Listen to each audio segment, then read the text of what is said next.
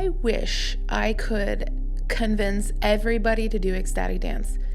And I sort of dislike the name because it's sort of weird, like ecstatic, it's just, and people have so many fears about dancing and probably negative experiences of feeling like sheer terror as they're like sitting at a table at a wedding and like walking out to the dance floor, or like the middle school dance or prom, like we feel a lot of fear when it comes to dance because of the association with performance.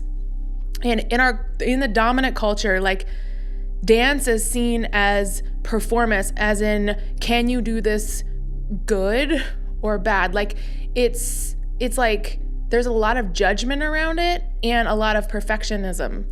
And ecstatic dance says like, that doesn't matter. Like ecstatic dance can also be called primal movement or just movement.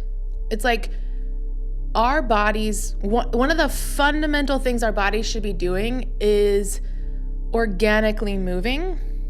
And with ecstatic dance, there is so many benefits, but there's one in particular I want to talk about today, which is nervous system work. And so if you begin to ecstatic dance and you get past this, like the self-image fear, and you keep going, what you will inevitably realize is that your body speaks. And I had a lot of grief arise when I realized that, because when my body began to speak, I realized it had a lot more to say than my mouth, like a lot more. And I spent months like grieving on and off while I was dancing because I felt this feeling like, wow, like I had never given you the space to speak. I was never listening to you. I was like ignoring you, and I wasn't like, if you don't really give it the space to move, you'll never know what it has to say.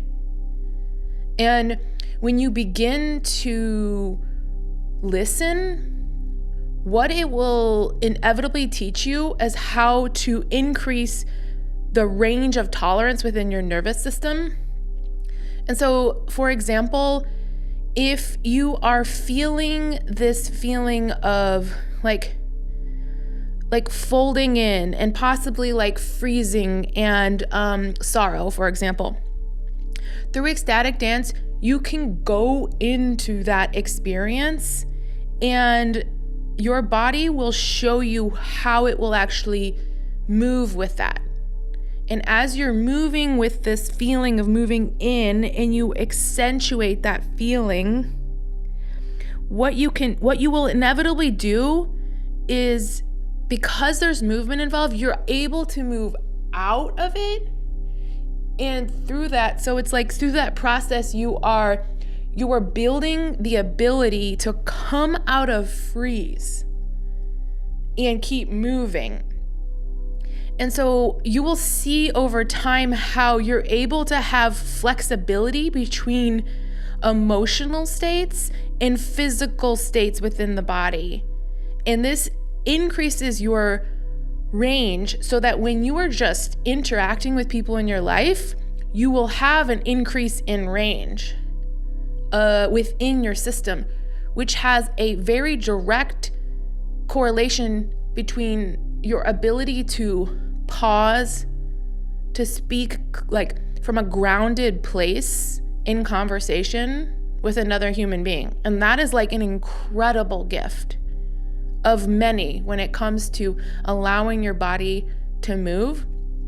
And so I invite you to experiment with it and allow yourself to feel any shame or embarrassment from past experiences and to move through that, because on the other side of that is like an incredible amount of freedom that has a direct effect on every single aspect of your entire life.